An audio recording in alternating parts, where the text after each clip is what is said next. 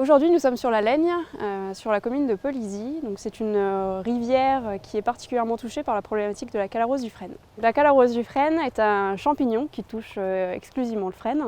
C'est un champignon qui nous vient d'Asie, qui a probablement été importé au travers de transports de plantations.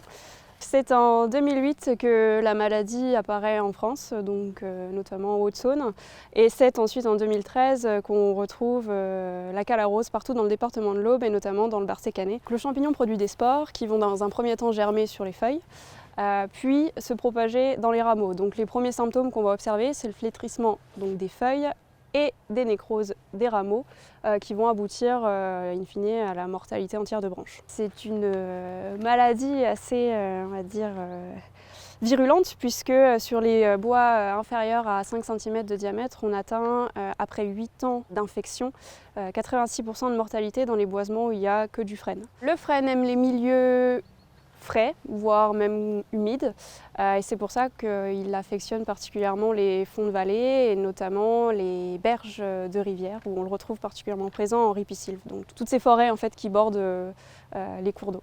Le frêne est une espèce sensible à la sécheresse du fait de son métabolisme, puisqu'il y a des processus d'évapotranspiration par les feuilles qui sont relativement importants, et en fait c'est pour compenser cette transpiration des feuilles qu'il a besoin d'une atmosphère et d'un sol relativement frais pour répondre à ses besoins en eau. Les sécheresses successives rendent les arbres plus vulnérables puisqu'en fait elles vont les forcer à puiser dans leur stock d'énergie pour survivre tout simplement au lieu de croître.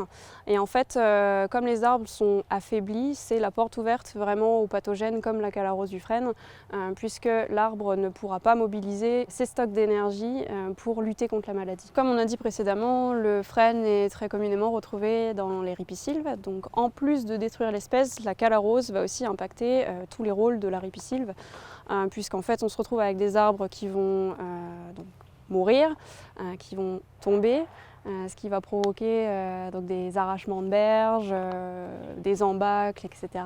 Donc qui sont d'autant, on va dire, de perturbations dans le fonctionnement du cours d'eau.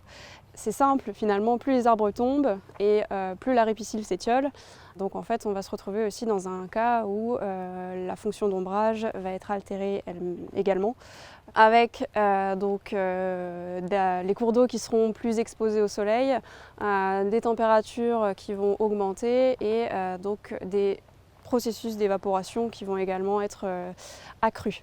Donc quand on se retrouve déjà, on va dire, dans un contexte de sécheresse, où on a des tensions quantitatives, etc., la calarose, du fait de son impact sur le ripisylve qui se dégrade, va également potentiellement et probablement augmenter les effets de la sécheresse en cours.